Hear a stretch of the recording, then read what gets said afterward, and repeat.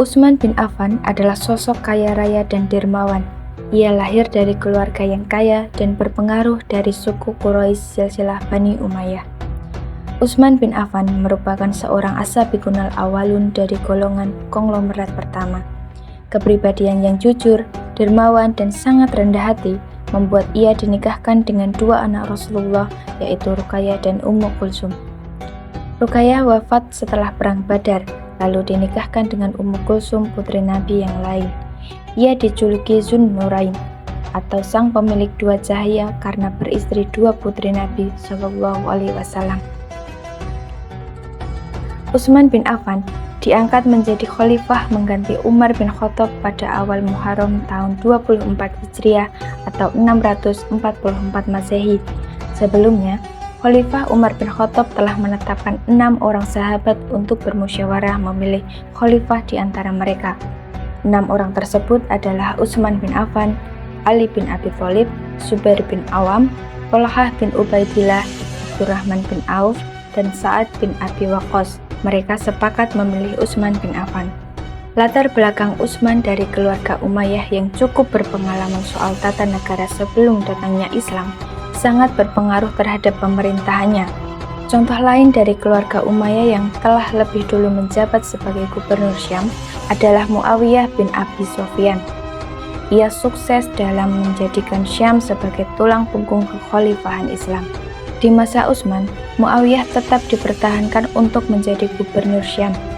Lalu ia menunjuk saudara sepersusuannya, Abdullah bin Sa'ad, sebagai gubernur Mesir. Lalu sepupunya yang lain dituju di Irak, yaitu Abdullah bin Amir di Basrah dan Sa'id bin al-Ash di Kufah. Tentu saja Utsman bin Affan memiliki alasan yang kuat mengangkat keluarganya untuk menjadi gubernur. Ia berharap keturunan Umayyah akan bekerja dengan baik di Mesir seperti halnya di Syam. Utsman bin Affan melanjutkan langkah dan penekanan Umar bin Khattab pada militer, di mana Utsman memerintahkan pembangunan armada angkatan laut pertama dalam sejarah Islam. Tujuannya menggagalkan setiap serangan balik dari Kekaisaran Bizantium. Dalam pembangunan armada kapal tersebut, Gubernur Syam dan Mesir saat itu dibantu oleh keterampilan orang Kristen lokal. Orang Kristen yang sebelumnya berada di bawah kedaulatan Bizantium menunjukkan semangat besar dalam pekerjaannya bagi pemerintahan Islam. Hal ini disebabkan mereka yang beragama Kristen Koptik dan sekte Kristen lain tak diakui oleh Kekaisaran Bizantium. Perlakuan kaum muslimin lebih baik terhadap mereka berperan besar pada kesetiaannya terhadap kekhalifahan Islam. Buktinya, beberapa kali orang-orang Kristen ini menggagalkan serangan Bizantium terhadap Alexandria di Mesir demi tetap berada pada kekuasaan kekhalifahan Islam. Salah satu prestasi Angkatan Laut Islam yang berada di Laut Mediterania telah berhasil merebut Siprus dan Kreta, serta sempat mencoba melakukan penyerangan ke Sisilia. Perangan ini disebut dengan Perang Setus Suwari. Keberhasilan militer juga terus berlanjut di daratan saat Muawiyah memimpin pasukan Syam yang kuat untuk masuk ke Armenia melawan pasukan Bizantium. Daerah pegunungan Anatolia yang diisi sebagian besar penduduk Yunani menjadi batas alam antara masyarakat Bizantium dan Muslim, terbentuk di sekitar batas modern Turki dan Suriah sekarang. Lebih jauh ke timur, pasukan Muslim terus memaksa masuk ke jantung Persia di bawah pimpinan Abdullah bin Amir. Penaklukan sisa kerajaan Sasanid tak secepat penaklukan daerah Irak. Di sana masyarakatnya lebih homogen dan lebih terhubung dengan pemerintahan Sasanid. Artinya, perang tersebut memakan korban yang lebih banyak dari pasukan Muslim. Akan tetapi, kemenangan Muslim di Perang Qadisiyah dalam masa Umar bin Khattab sebenarnya telah mengakhiri nasib kerajaan Sasanid. Hanya masalah waktu untuk menundukkan seluruh kerajaan.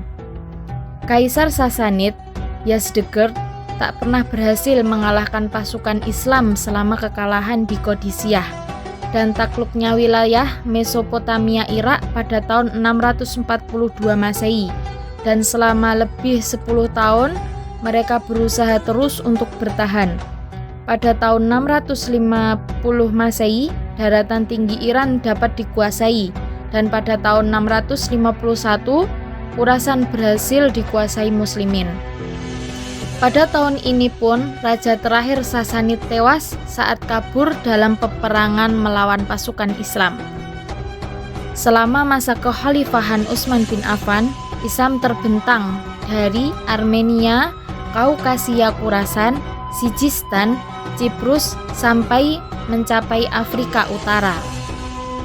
Selain di bidang militer, Khalifah Utsman bin Affan berhasil membuat kompilasi dari teks asli Al-Quran yang lengkap.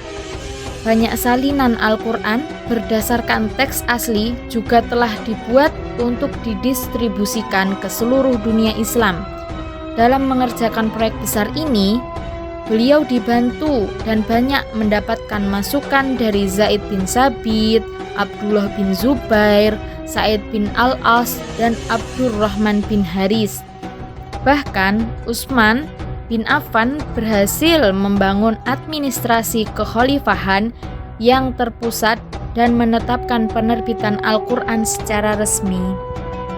Kemudian, di masa Utsman pula, dibangunlah gedung khusus pengadilan agama yang semula berada di Masjid Nabawi. Beliau juga memperluas Masjid Nabawi dan Masjidil Haram. Selama 6 tahun pertama di masa pemerintahan Utsman bin Affan, keadaan negeri aman dan stabil. Namun 6 tahun berikutnya terdapat kekacauan politik dalam negeri akibat ketidakpuasan atas kebijakan pemerintahannya. Munculnya kekacauan ini akibat penunjukan saudara-saudara Umayyahnya untuk menduduki jabatan-jabatan penting dalam pemerintahan. Pada tahun 656 Masehi, sekelompok tentara datang dari Mesir ke Madinah untuk memprotes langsung khalifah berkaitan dengan kebijakannya dan pembagian rampasan perang antara prajurit dan pejabat pemerintahan di Mesir. Utsman telah mendengar perselisihan itu dari dua sisi dan berjanji mengambil langkah-langkah penyelesaian masalah secara adil. Setelah menghadap Utsman bin Affan di Madinah atas protes beberapa pasukan dari Mesir, sekelompok pasukan ini pulang ke Mesir. Namun, dalam perjalanan, para pasukan mencegat surat yang diduga ditulis khalifah untuk gubernur Mesir yang memerintahkan hukuman mati bagi mereka. Maka, mereka kembali ke Madinah dan mengepung Utsman di rumahnya sendiri. Meskipun menghadapi bahaya kematian, Utsman bin Affan menolak memerintahkan penduduk Madinah mempersenjatai diri dan melawan para pemberontak. Utsman bin Affan bahkan mencegah saudaranya Muawiyah untuk mengirim pasukan melindungi sang khalifah agar tak terjadi pertumpahan darah di Madinah. Banyak sahabat yang menentang pemberontakan ini, tetapi mereka tak berdaya menghentikannya. Akhirnya, kekacauan benar-benar terjadi di Madinah. Para penduduk Madinah hanya bisa tersekam ketakutan menyaksikan para pemberontak memaksa masuk ke rumah Utsman bin Affan dan membunuhnya saat sedang duduk membaca Al-Quran. Khalifah Utsman bin Affan wafat terbunuh oleh para pemberontak. Dunia Islam kembar atas peristiwa tragis di Madinah yang merenggut nyawa sang khalifah. Peristiwa inilah yang nanti akan menjadi momok perpecahan pertama dalam sejarah Islam. Para pemberontak yang menguasai Madinah menunjuk sendiri khalifah barunya. Mereka menunjuk Ali bin Abi Thalib, sahabat, sepupu, sekaligus menantu Nabi Muhammad SAW.